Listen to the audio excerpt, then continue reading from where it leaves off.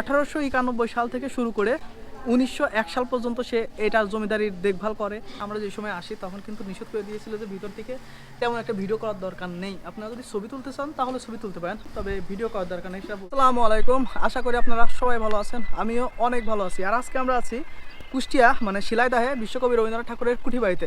তো চলেন যাই ওইখানে যে ভিডিওটা করছি, আসেন।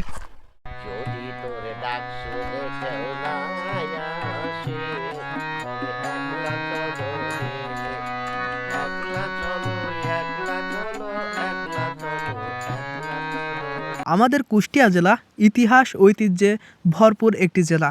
এই জেলাতে রয়েছে নানান ধরনের ইতিহাস, সে মুঘল আমল থেকে শুরু করে ব্রিটিশ আমল সব কিছুরই কিন্তু একটা নির্দেশন পাওয়া যায় আমাদের কুষ্টিয়াতে।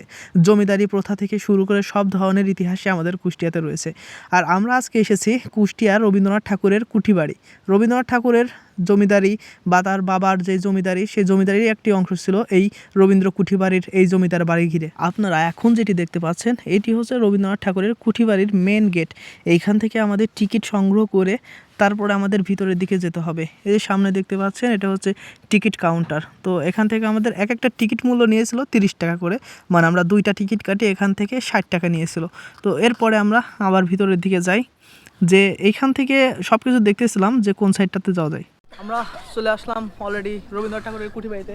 এই যে আমার পিছনে যেটা দেখা যাচ্ছে এটা হচ্ছে রবীন্দ্রনাথ ঠাকুরের কুঠি বাড়ি। চলেন যাই ভিতরের দিকে, তারপরে এর বিষয়গুলো আস্তে আস্তে সম্পূর্ণটাই আপনাদের মাঝে তুলে ধরবো। মানে এটা সাংস্কৃতিক বা ঐতিহ্য যেই বিষয়টা, এই বিষয় নিয়ে আমাদের কুষ্টিয়া জেলায় কিন্তু একটা সাংস্কৃতিক মেলা, মানে আমাদের কুষ্টিয়া জেলা যেখানে আছে সব কিছু কিন্তু সাংস্কৃতিক একদম ভরপুর। আর এটা হচ্ছে রবীন্দ্রনাথ ঠাকুরের কুঠি বাড়ি। আর এই কুঠি বাড়িটা এই যে এই সাইডে গীতাঞ্জলির যে এইটা, এই সাইডের দিকে, হ্যাঁ, 1891 থেকে 1901 সাল পর্যন্ত, মানে এই দশক, মানে এক দশক ধরে রবীন্দ্রনাথ ঠাকুর কিন্তু এই জায়গাটাতেই ছিলেন। এখন চলেন আমাদের যেই জায়গাটাতে আসলাম আর কি, এই সামনে হচ্ছে রবীন্দ্রনাথ ঠাকুরের যেই বাড়িটা, মানে যেই মেন বাড়িটা। অনেক আগে যখন হচ্ছে এই জায়গাটা মানে রবীন্দ্রনাথ ঠাকুরের বাবার মানে তাদের ছিল যখন, তখন কিন্তু এই জায়গাটা হয়তোবা অনেক আগে থেকে আপনারা জানবেন যে কুষ্টিয়া জেলার এটি কুমারখালী উপজেলার শিলাইদা গ্রামে অবস্থিত। আর এই জায়গাটাতে কিন্তু অবশ্যই এটা একটি পর্যটন স্থল। এখানে অনেক জায়গা থেকে, পৃথিবীর বা বাংলাদেশের অনেক জায়গা থেকেও কিন্তু এখানে প্রচুর পরিমাণে মানুষ আসে। বিশেষ করে কলকাতা বা ইন্ডিয়ার কলকাতা থেকেও কিন্তু প্রচুর পরিমাণে মানুষ আসছে এখানে। আর আজকে আমরা যেই সময়টাতে এসেছি এটা হচ্ছে দুপুরের সময়। এখন এই সাইডটাতে তেমন একটা মানুষ দেখা যাচ্ছে না, কিন্তু আসলে এই জায়গাটা কিন্তু অনেক, সবসময় কিন্তু অনেক বেশি মানুষ থাকে। আজকে সম্পূর্ণটাই ফাঁকা। এই জায়গাটা কিন্তু অনেক সুন্দর লাগতেছে, অনেক সুন্দর। যে কেউ যদি হঠাৎ করে এই সাইডটাতে আসেন অবশ্যই আপনাদের মন ভালো হয়ে যেতে বাধ্য, কারণ যে সুন্দর একটা জায়গা। ইতিহাস ঐতিহ্য ভরপুর আমাদের এই কুষ্টিয়া জেলা। এই রবীন্দ্র কুঠি বাড়ি এটাও কিন্তু একটা ইতিহাসের সাক্ষী হয়ে রয়েছে। আমাদের চারদিকটা এত সুন্দর লাগছিল দেখতে, তো আমরা এখানে অনেকটা সময় ওয়েট করেছিলাম এবং আশপাশটা সুন্দরভাবে ঘুরে দেখার চেষ্টা করছিলাম। আগে কিন্তু এই সাইডটাতে আসলে আগে এখান থেকে টিকিট নেওয়া লাগতো, এখন জানি না যে টিকিট ফ্রি কিনা। দোস্ত এদিকে চল ভিতরের দিকে যাই। আর এদিকে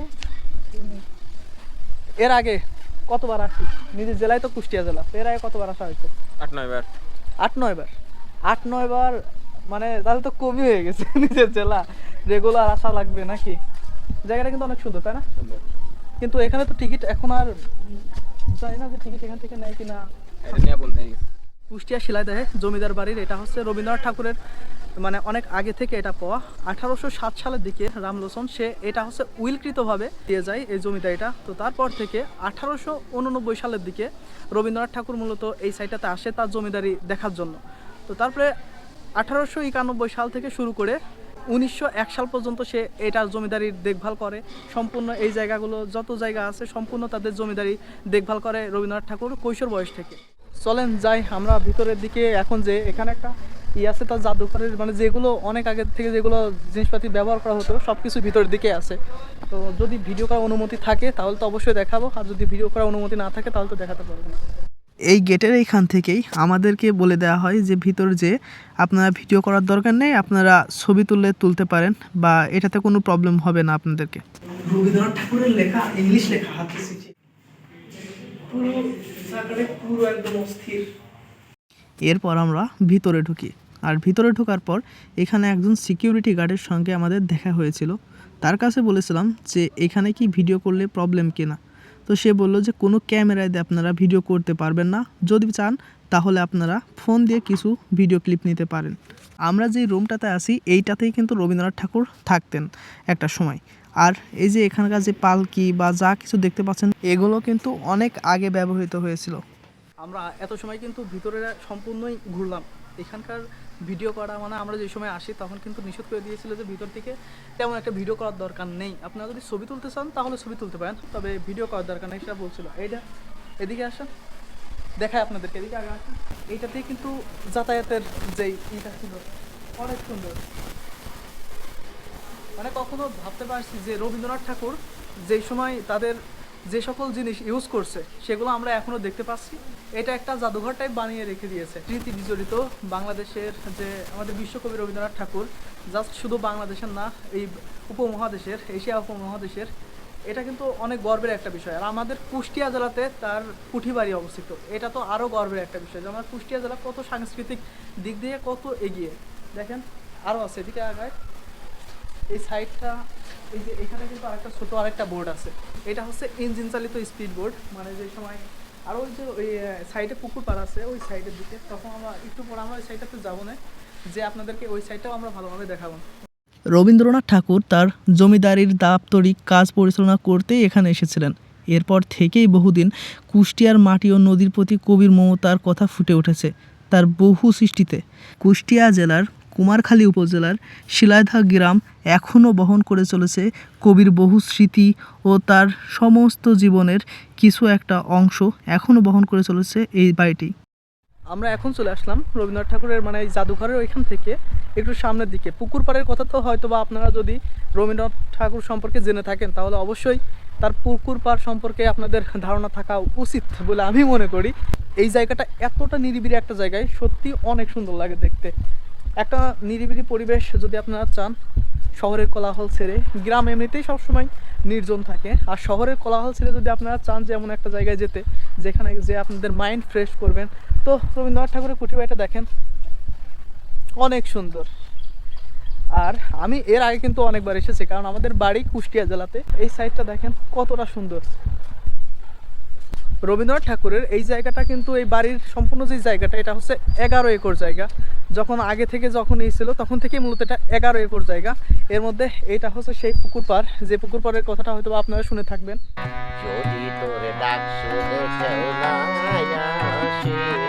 অনেক বড় একটি পুকুর পাড়। সন্ধ্যার দিকে এখানে প্রচুর পরিমাণে মানুষ আসে। আর আমরা যেই সময়টাতে গিয়েছিলাম এটি ছিল দুপুরের সময়, আর দুপুরের সময়টাতে সবসময় এমনিতেই অনেক কম লোক থাকে, আর বিকেলবেলার দিকে অনেক বেশি মানুষ আসে। মেন যে পুকুর পাড়টা ওই সাইডটাতে চলে এসেছি, মানে মেন পুকুর পাড়টা ওই সাইডে, আর এটা হচ্ছে সেই রবীন্দ্রনাথ ঠাকুরের যে কুঠিবাড়ির যে পুকুর সেটা হচ্ছে এটা। দেখেন ভিউটা অনেক সুন্দর। আর ওই ওই সাইডেরটার দিকে একটা হচ্ছে নৌকা ছিল অনেক বড় একটা, ওটা ভাঙা একটা নৌকা ছিল, যে নৌকাটাতে নাকি এই পদ্মা নদী পার হয়ে কলকাতা তারপরে মানে পশ্চিমবঙ্গ থেকে এরকমভাবে আসা হতো এই সাইডটাতে। কিন্তু সেই নৌকাটা এখন দেখছি এখানে নেই। মানে দোস্ত এখানে একটা নৌকা ছিল, সেই নৌকাটা কোথায়? উপরে না, একটা ভাঙা নৌকা ছিল কাঠের, ওইটা উপরে। ও আচ্ছা আচ্ছা, অনেক বড় কিন্তু ছিল একটা। তো এই সাইডটাতে হ্যাঁ অনেক সুন্দর। হ্যাঁ হ্যাঁ হ্যাঁ, কাঠের নৌকা একটা ছিল। একটু আগে এসে বসবো নাকি? হ্যাঁ তুমি এখানে বসো, যেমন খুশি। আর কি আছে আবার কি দাও এখানে জুতা খুলিয়ে পর না জুতা থাক থাক সমস্যা নেই। যদি তোরে ডাক শুনে কেউ না আসে তবে একলা চলো, একলা চলো, একলা চলো, একলা চলো, একলা চলো, যদি তোরে ডাক শুনে কেউ না আসে